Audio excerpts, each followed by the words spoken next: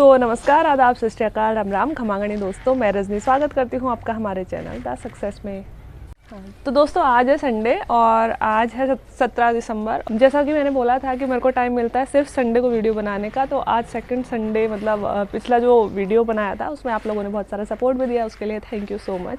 मेरी कोशिश रहेगी कि आपके ही बताए हुए टॉपिक्स में से मैं वीडियो बनाऊँ ताकि आपको जैसे गाइडेंस चाहिए वो मिलती रहे मेरी तरफ से, है ना।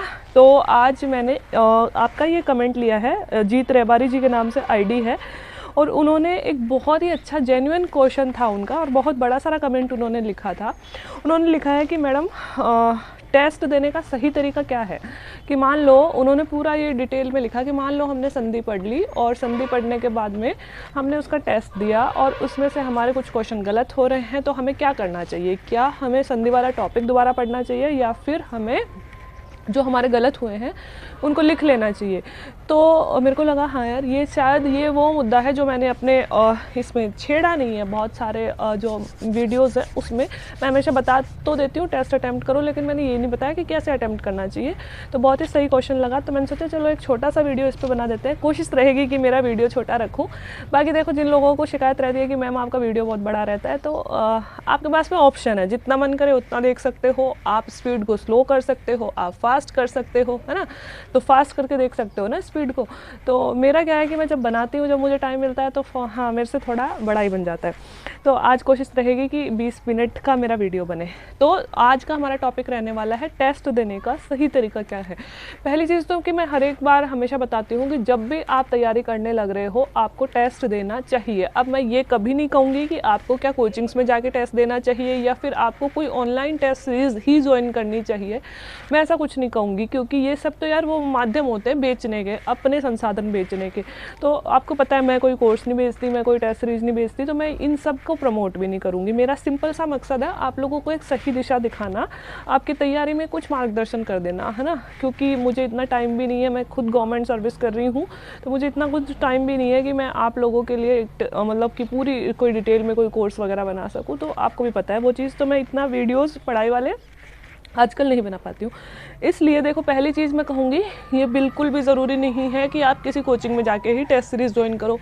टेस्ट सीरीज़ कोचिंग में जाके ज्वाइन करना उन लोगों के लिए ज़रूरी होता है जो लोग RS मेंस की राइटिंग कर रहे हैं। राइटिंग के लिए हमें बहुत लिमिटेड टाइम मिलता है, तब हमें कोचिंग्स में जाना ज़रूरी होता है कि वहाँ पे एक प्रॉपर हमें माहौल मिलता है कि हाँ हमें इतनी ही देर में हमें टेस्ट देना है, ये पूरा करना है, तब ज़रूरी होता है।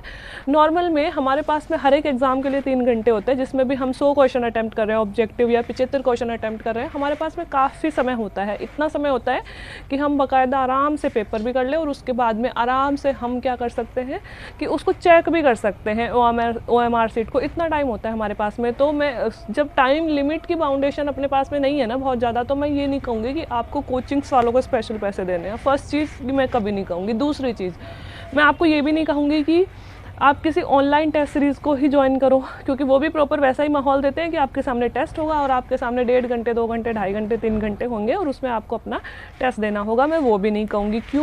क्योंकि यार मेरे हिसाब से अगर आप अपनी पढ़ाई के प्रति अनुशासित हो और अगर आपने अपनी पढ़ाई के प्रति आप खुद सीरियस हो ना, तो मुझे नहीं लगता कि आपको ना किसी ऐसे टाइम बाउंडेशन की या गाइडेंस की ज़रूरत होगी कि डंडा लेके कोई आपके सामने खड़ा है तो ही आप पढ़ोगे।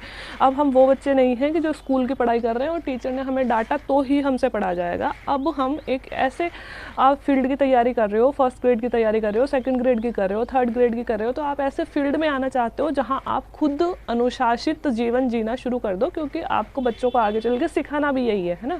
तो ये उन लोगों के लिए होता है कि भाई जिनसे टेस्ट शुरू किया बीच में उठ के भाग गए, तो कि भाई हमने 3 घंटे दिए ही नहीं, फिर एग्ज़ाम में हमसे प्रॉपर बना नहीं माहौल। अगर आपके पास में कोई भी एक किताब है, आप मतलब मार्केट में बहुत सारी किताबें मिलती हैं, गाइड नाम से मिलती हैं, ओल्ड पेपर मिलती हैं, मॉडल पेपर मिलती हैं, है ना। तो ऐसे कई सारी किताबें होती हैं जिसमें हमारे फर्स्ट ग्रेड के पुराने पेपर प्लस मॉडल पेपर दोनों होते हैं।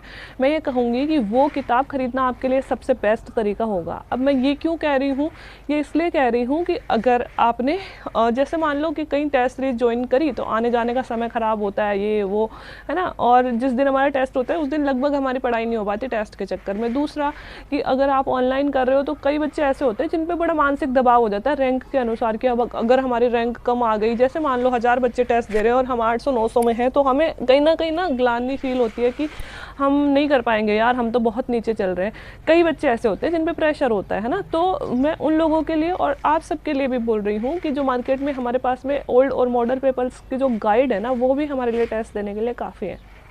अब देखो, पहली चीज़ तो मैंने तीनों में से बता दी कि ना तो किसी कोचिंग में जाने की ज़रूरत है, ना ही अगर टेस्ट सीरीज आप ज्वाइन करना चाहते हो, आपके पास पैसे हैं, आपकी इकोनॉमिक सिचुएशन ठीक है तो बहुत अच्छा है। लेकिन अगर आपके पास पैसे नहीं हैं तो 100-150 रुपये की किताब आएगी, 150 की भी नहीं आएगी, 100-125 रुपये की किताब आती है, वो आप खरीद सकते हो। उसमें आपको कम से कम 20 model paper plus old paper मिल जाएंगे, उनको आप आसानी से सॉल्व कर सकते हो। अब देखो, अब मैं बताती हूँ टेस्ट देने का सही तरीका क्या है। हम दो तरह से टेस्ट दे सकते हैं। एक तो हम देते हैं टॉपिक वाइज कि हमने कोई टॉपिक पढ़ा और उस टॉपिक का हमने पीछे क्वेश्चन सॉल्व कर लिया। जैसा कि मैं हमेशा आपको जब लक्ष्य बताती हूँ कि लक्ष्य की किताब पढ़ा करो, आजकल वो लक्ष्य चेंज हो गई, क्योंकि मुझे पता है मैंने तो अभी नई नहीं खरीदी, मेरे पास जो वर्जन है 2020 का है। लेकिन अभी मेरे हस्बैंड खरीद के लाए थे, वो कह रहे थे कि यार तुम जो बता रही थी वो क्वेश्चन तो पीछे उसमें है ही नहीं, है ना।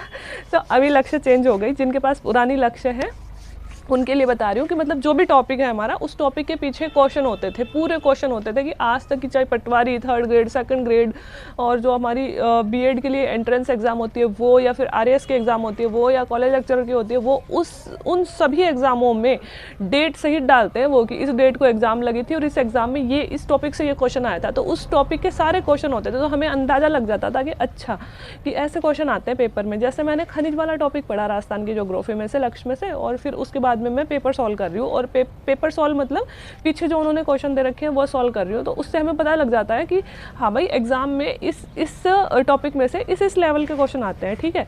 अब हम जब क्वेश्चन सॉल्व कर रहे हैं तो हमारे पास में, जैसे कि टॉपिक पढ़ा हमने, खनिज वाला टॉपिक है, मान लो खनिज वाला टॉपिक पढ़ा, हमने क्वेश्चन सॉल्व किए, और जब हम क्वेश्चन सॉल्व कर रहे हैं फिर हम मिलाते हैं जब, तो हम देखते हैं कि हमारे कुछ क्वेश्चन गलत हो रहे हैं, कुछ क्वेश्चन सही हो रहे हैं ना।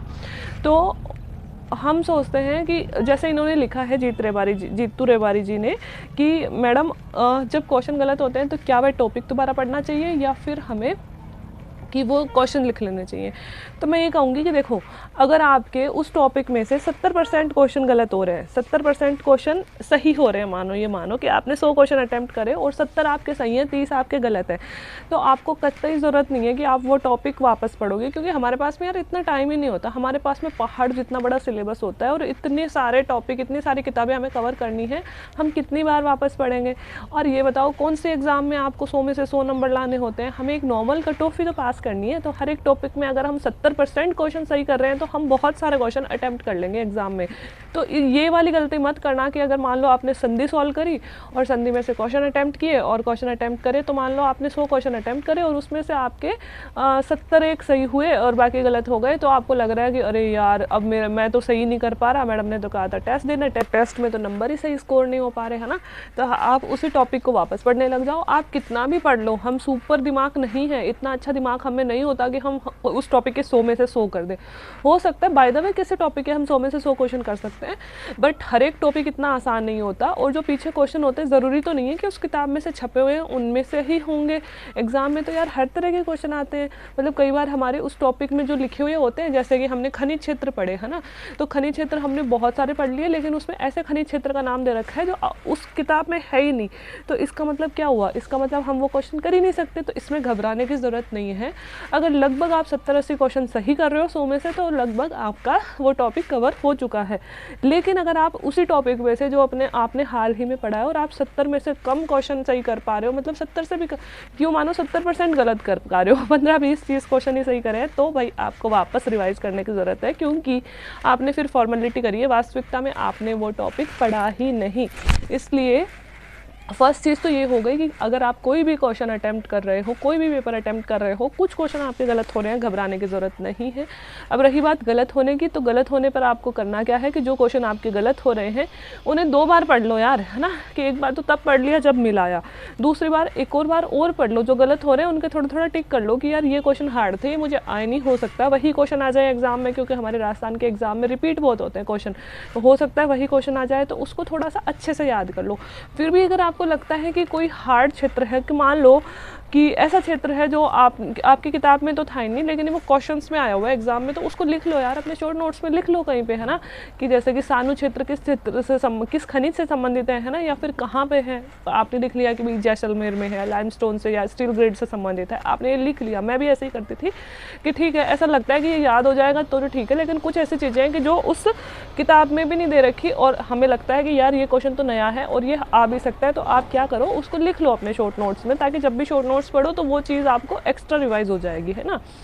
फर्स्ट चीज़। दूसरी चीज़, अगर आप टेस्ट वैसे दे रहे हो कि जैसे कि मैं आपको बोलती हूँ कि आप फर्स्ट पेपर और सेकंड पेपर की प्रैक्टिस करना शुरू कर दो, तो फर्स्ट पेपर जो हमारा जीके का होता है, अगर आप उसका टेस्ट दे रहे हो और आपको, अब उसमें से तो आपके बहुत सारे गलत होने हैं, क्योंकि बहुत सारे बच्चे पूछते हैं कि मैडम अभी तो हमारा 50% भी सिलेबस नहीं हुआ, क्या हम टेस्ट देना शुरू कर दें या नहीं कर दें।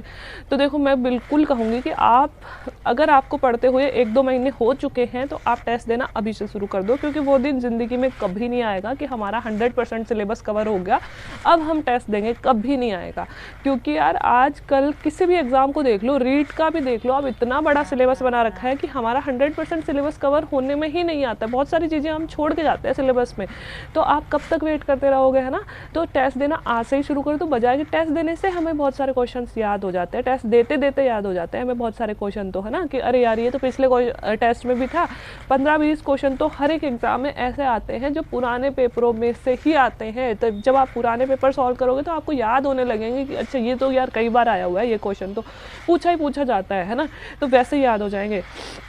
अब देखो, टेस्ट जब आप पेपर सॉल्व कर रहे हो, पेपर का टेस्ट दे रहे हो, तो बाकायदा वैसे ही बैठो यार, जैसे आप पेपर में बैठते हो, टाइम भी देख लो। वैसे देखो, टाइम बाउंडेशन होएगी नहीं, क्योंकि मैं कह रही हूँ 3 घंटे हमें मिलते हैं, 3 घंटे हमारे लिए काफ़ी होते हैं, लेकिन फिर भी जिन लोगों को लगता है कि उनकी स्पीड स्लो है, वो बहुत सोचते हैं आंसर करते टाइम, तो अगर उन लोगों को लगता है कि टाइम कम पड़ता है तो टाइम के अकॉर्डिंग बैठ जाओ, ठीक है। और हम बैठ गए और 100 क्वेश्चन दे रखे हैं पेपर में, और 100 क्वेश्चन के लिए रफ कॉपी ली, और उसमें 100 तक आपने 1 2 3 4 करके ऐसे गिनती लगा ली, और गिनती लगा के आपने 100 तक उसमें ऐसे नंबर डाल लिए। अब नंबर डालने के बाद आपने क्या किया, क्वेश्चन का आंसर जो पीछे है उसको बिल्कुल ही नहीं देखना शुरू में, बिल्कुल आपको वैसे ही अटेम्प्ट करना है जैसे आप एग्जाम में करते हो, पहले का बस ऐसा सारा लिख लिया। अब उसके बाद पे जब आपके 100 में से 100 क्वेश्चन, और यार बीच में ये मत करना कि आप उठ गए, पानी पिया है, टॉयलेट करने चले गए, या फिर थोड़ी देर घूमने चले गए, उससे क्या होता है, उससे दिमाग अपना थोड़ा चेंज हो जाता है। कई बार एग्जाम देते ना, जैसे वो पेपर करते करते ना इतने हार्ड क्वेश्चन आ रहे होते हैं, दिमाग ख़राब हो जाता है कि यार कितने हार्ड है, आ ही नहीं रहे, लेकिन उस टाइम दिमाग अपना भूटा भी हो जाता है कि यार कुछ समझ में नहीं आ रहा, ये क्या क्या क्या पूछ रहा है, इतना हार्ड मैंने इतना पढ़ लिया, कुछ भी नहीं आ रहा, है ना। तब आप क्या करते हो, उठ कर चले जाते हो, फिर आप आते हो 15-20 मिनट बाद में, आधा घंटे बाद में, फिर पेपर देने बैठते हो। नहीं, वो पेपर देने का सही तरीका नहीं है। क्यों? क्योंकि एग्जाम में भी सेम प्रेशर क्रिएट होगा आपके दिमाग पे, सेम ऐसे ही कि 10 क्वेश्चन आए जो आपके बिल्कुल ही पढ़े हुए से बाहर है, और वो टॉपिक जो आपने पढ़ा था उससे ही आ गए। जैसे मान लो पॉलिटी से ही 7 क्वेश्चन ऐसे आ गए जो आपने पॉलिटी पढ़ी हुई थी, और आपको लगता भी था कि पॉलिटी में से तो मैं पूरे में से पूरे अटैम्प्ट करूँगा, लेकिन वो क्वेश्चन आपके पढ़े हुए से बिल्कुल ही बाहर आ गए। आपका मूड ख़राब होगा, प्रेशर बनेगा, बहुत गुस्सा आएगा। उस टाइम आपको कैसे रिएक्ट करना है, वो आप प्रेशर को कैसे डील करना है, वो तभी सीखोगे जब आप 20 टेस्ट दे चुके होगे पहले। इसलिए पेपर देते वक्त उठ के नहीं जाना है, जैसी भी परिस्थिति हो हमें पूरा पेपर करना है, बराबर करना है।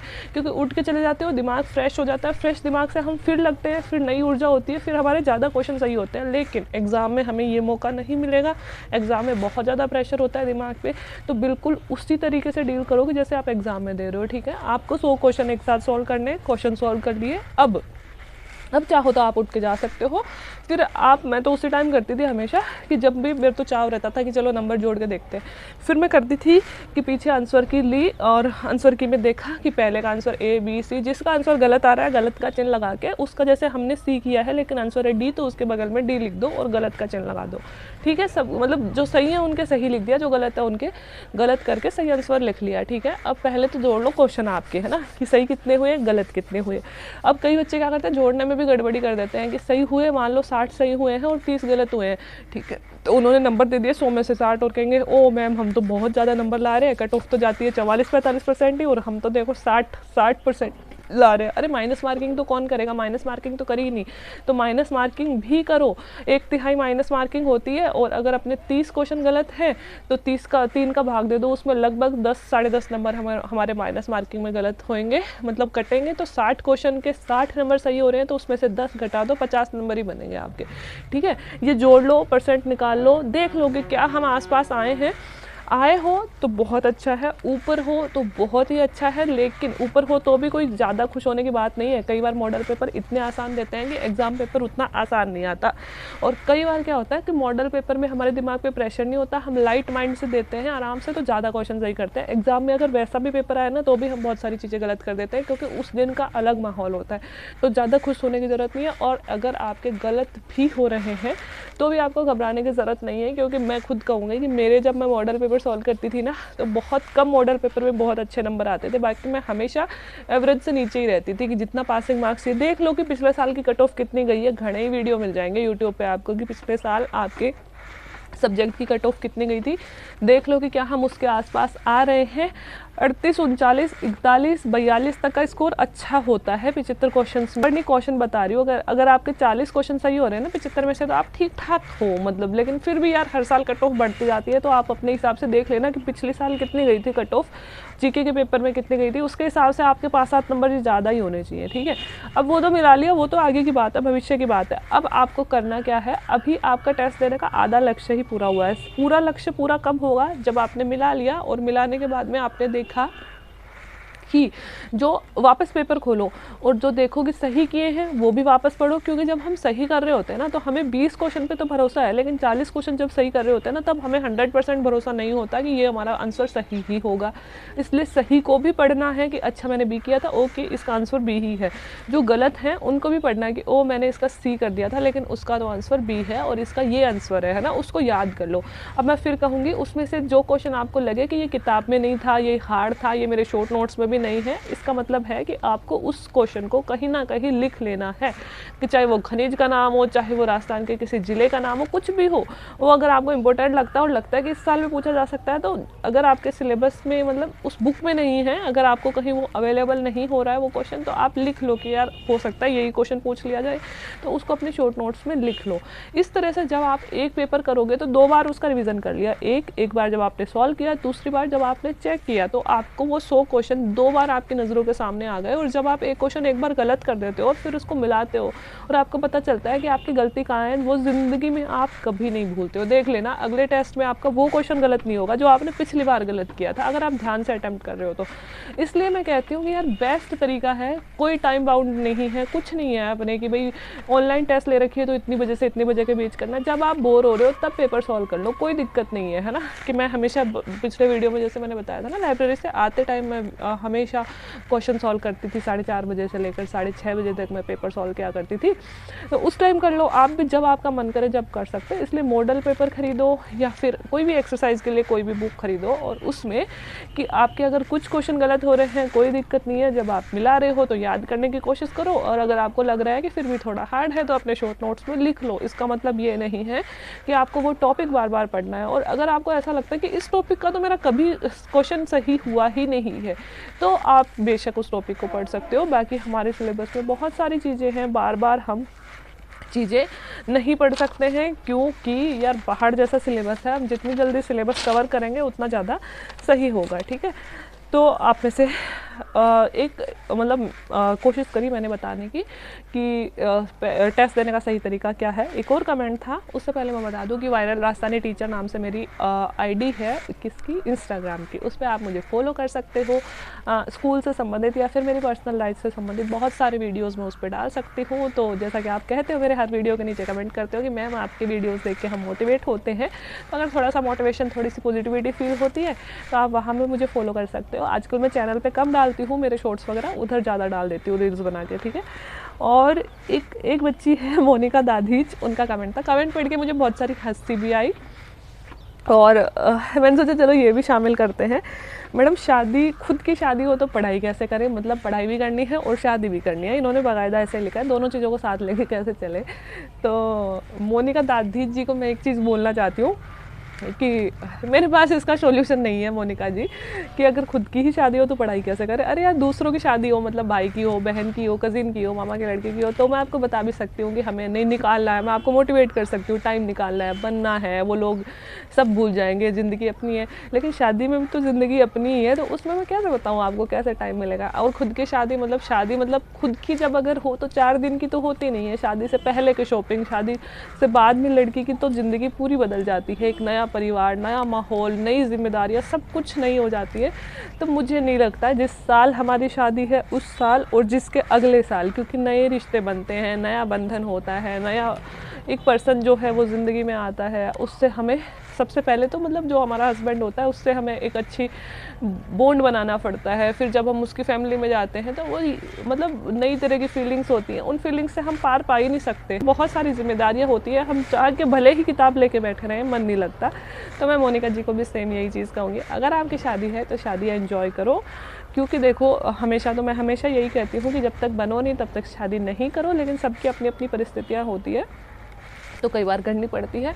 तो अगर आप कर रहे हो तो इस फेज़ को एंजॉय करो। और शादी के लगभग 6 महीने तो नई ज़िंदगी एडजस्ट करने में ही बीत जाते हैं। उसके बाद में बहुत सारी ज़िंदगी पड़ी है, बहुत सारे ऐसे उदाहरण हैं हमारे सामने जो शादी के बाद में भी महिलाएं बनती हैं। और शादी के 1-2 साल तो बहुत नई चीज़ होती है, जब तक बच्चे नहीं होते जब तक तो हम करियर पे फोकस कर सकते हैं। और लुगाइयाँ मतलब लड़कियाँ तो ऐसी हैं जो कि 8-8, 9-9 साल के बच्चों के साथ भी पड़ी है। अब यहाँ पे देखो एक स्टोरी सुनाऊंगी मैं आपको। मैंने पहले भी कई सारी स्टोरियाँ सुनाई है, ये स्टोरी अभी जुड़ी क्योंकि उन दीदी का मेरे पास में फ़ोन आया। जब मैं लाइब्रेरी जाया करती थी तो मैं कहती थी, मेरी एक फ्रेंड थी है ना, जो पुलिस की तैयारी कर रही थी, हम दोनों साथ में पढ़ा करते थे। एक और हमारी मतलब दोस्त जैसी ही थी, बड़ी थी एज में मुझसे, क्योंकि उनके जब मैं लाइब्रेरी जाया करती थी, ये बात है 19-20 की है ना, 18-19-20 है ना, जब मैं लाइब्रेरी जाया करती थी तब वो वहाँ पे पढ़ा करती थी, मतलब हमसे बाद में ज्वाइन किया था उन्होंने, हमसे 3-4 महीने बाद में ज्वाइन किया था। तब उनके 7 या 8 साल की एक बच्ची थी। मतलब कोई इकोनॉमिक सिचुएशन ठीक नहीं थी, गांव से यहाँ हस्बैंड के साथ में, हस्बैंड कहीं जॉब करते थे, कोई बहुत ज़्यादा अच्छी जॉब भी नहीं थी, प्राइवेट फर्म में कोई मतलब गार्ड टाइप ही जॉब करते थे वो। तो मतलब ये सिंपल अपनी गृहस्थी संभाल रहे थे। एक बच्ची थी वो स्कूल जाती थी और जो दीदी थी वो हाउसवाइफ थी, लेकिन जैसे जयपुर आई तो उन्होंने सोचा कि यार बीएड वगैरह करते हैं और मैं भी अगर हस्बैंड की हेल्प कर पाऊँ तो पढ़ते हैं है ना। तो उस सीट की तैयारी कर रहे थे वो उस टाइम पे। तो वो जब लाइब्रेरी आते थे, जैसे हम लोग 8:30 बजे पहुंच जाते थे, वो 11 बजे तक आती थी, क्योंकि ऑब्वियस सी बात है बच्ची को भी स्कूल भेजना, हस्बैंड के लिए भी खाना वाना बनाना, फिर वो सब करके आते थे। और जैसे ही वो आते थे, जैसे 11 बजे आए हों और 12 बजे तक वो सो जाते थे, मतलब टेबल पे ही वो ऐसे झपकियाँ ऐसे लेते रहते थे, यूँ पढ़ रहे हैं और पढ़ते पढ़ते यूँ।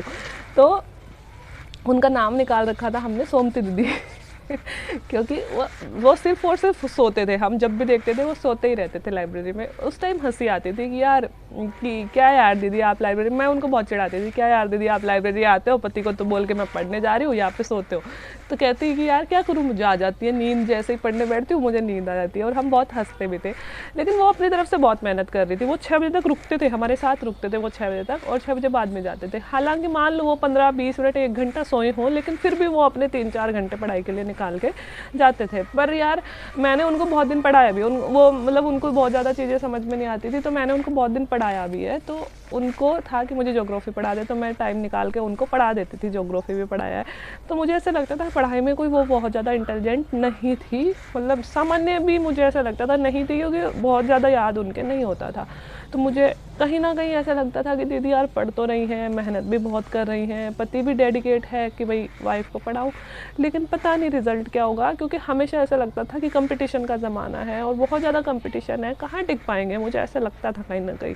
और जब तक मैं लाइब्रेरी छोड़ के आई तब तक वो पढ़ ही रही थी, साथ में उन्होंने MA की डिग्री भी मुझे पूछती रहती थी ज्योग्राफी से, अगर मैं प्राइवेट MA करूँ तो कर सकती हूँ। मैंने कहा हाँ कर लो ऐसे करके। हालांकि मैं उन्हें मोटिवेट भी करती थी, उस टाइम भी करती थी, और वो मुझे बहुत मानती भी थी है ना। अब थोड़े दिन पहले, मतलब 15-20 दिन पहले, महीना भर पहले उनका मेरे पास में फ़ोन आया तो उन्होंने कॉल किया तो मुझे कहती है कि मैं सुनीता बोल रही हूँ, पहचान गई? मैंने कहा, अब उनके नंबर तो सेव थे, तो नंबर भी उनके सोमती दीदी के नाम से ही सेव थे। तो मैंने कहा हाँ दीदी पहचान गई। मैंने कहा कौन बोल रहे हो? बोले सुनीता बोल रही हूँ, पहचान गई? मैंने कहा सुनीता, बोले लाइब्रेरी से तेरे साथ पढ़ रही थी। मैंने कहा अच्छा पहचान गई। उन्होंने मुझे कहा कि मेरा ग्रेड 3 में रीट में सिलेक्शन हो गया है और मुझे अलवर डिस्ट्रिक्ट ऐसे कुछ मिला है, वो मुझे बता रही। मुझे इतनी खुशी हुई सुन के। मैंने कहा सच बोलो? बोला सच में।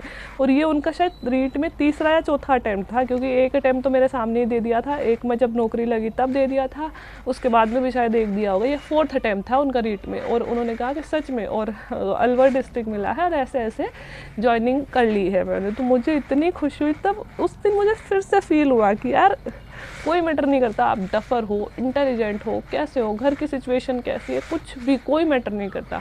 जब तक आप लगे पड़े हो ना, जब तक आप लगे हुए हो, तब तक भगवान आपको हराएगा नहीं। एक ना एक दिन ऐसा आएगा तब आप जीत के रहोगे।